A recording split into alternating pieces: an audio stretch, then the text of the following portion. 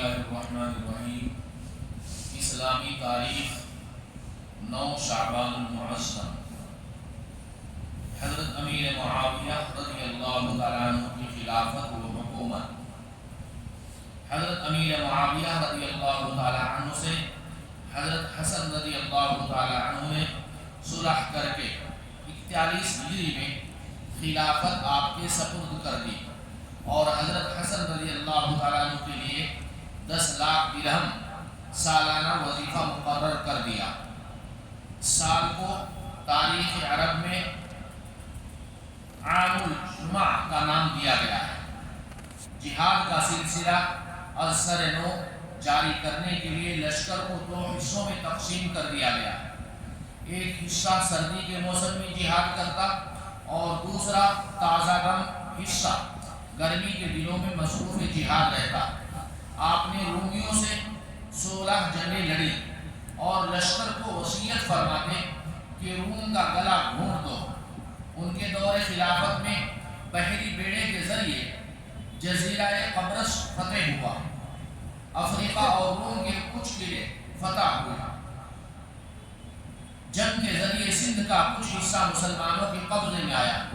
ملک Sudan اور کابل فتح ہوا اور مسلمان ہندوستان میں قندامین کے مقام تک پہنچے۔ افریقہ میں سوڈان تک اسلامی پرچم لہرا دیا۔ نہر جیون کو پار کرتے ہوئے بخارا اور سمرقند کو فتح کیا۔ آپ نے قسطنطنیہ پر زبردست لشکر روانہ کیا۔ یہی وہ غزوہ ہے جس میں شرکت کرنے والوں کی مغفرت کی پیشین گوئی اللہ کے رسول صلی اللہ علیہ وسلم نے دی تھی۔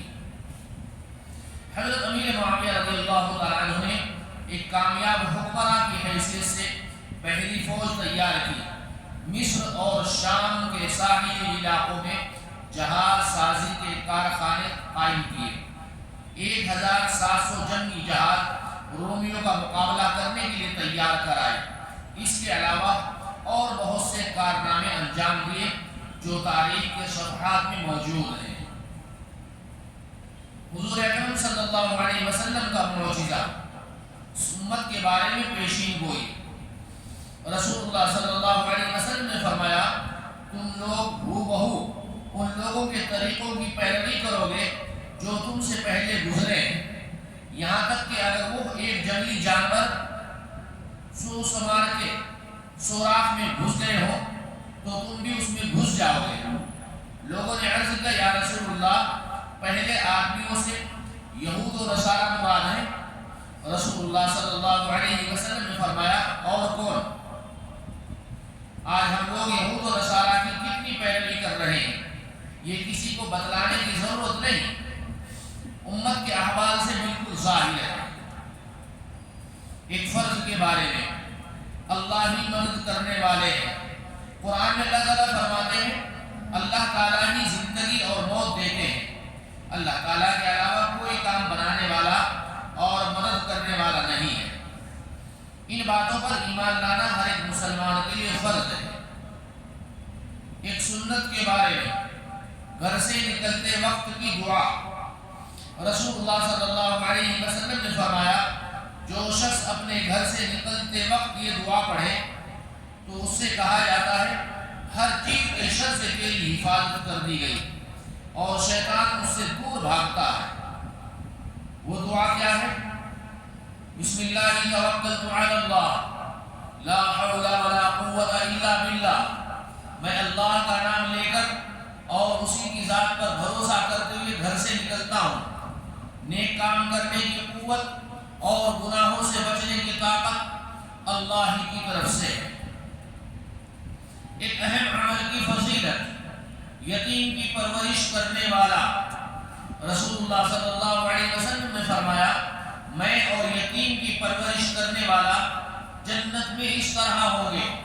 آپ صلی اللہ علیہ وسلم نے اپنی شہادت اور بیچ کی انگلی سے اشارہ کر کے فرمایا، یعنی جس طرح یہ دونوں انگلیاں قریب قریب ہیں، اسی طرح میں اور یتیم کی پرورش کرنے والا دونوں قریب قریب ہوں گے۔ اللہ ہم کو یتیموں کی پرورش کرنے کی توفیق عطا فرمائے۔ ایک گناہ کے بارے میں، بخل اور کنجوسی کرنا.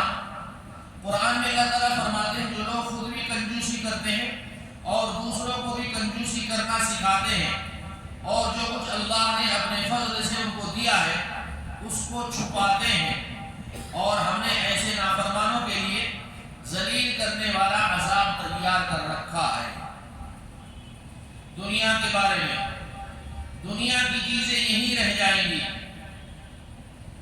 قرآن میں اللہ تعالیٰ فرماتے ہیں دنیا کی یہ ساری چیزیں دنیاوی زندگی میں ہی برتنے کے لیے ہیں، آخرت میں یہ سب کام نہیں آئے گا.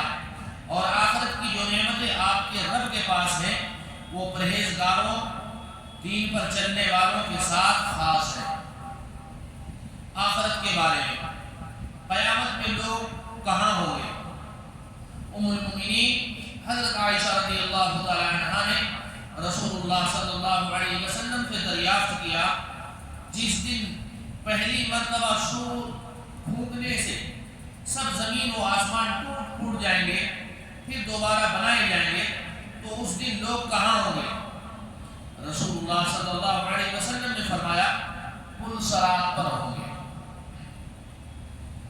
طب نبوی سے علاج، تلبینہ سے علاج.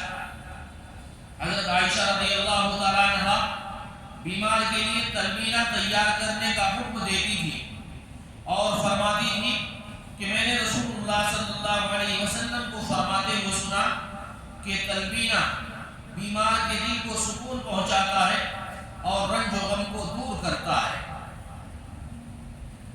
تلبینہ جو جس کو ہماری لینگویج میں بارلی کہتے ہیں، کوٹ کر دودھ میں پکانے کے بعد مٹھاس کے لیے اس میں شہد ڈالا جاتا ہے جسے تلبینہ کہتے ہیں. انشاءاللہ بیمار کے لیے بڑی فائدہ مند غذا ہے. اللہ تعالی عمل کی توفیق عطا فرمائے. سبحان اللہ وبحمدہ، سبحانک اللہم وبحمدک، ونشہد ان لا الہ الا انت، نستغفرک ونتوب الیک. سبحان ربک رب العزة عما یصفون، وسلام علی المرسلین، والحمد للہ رب العالمین.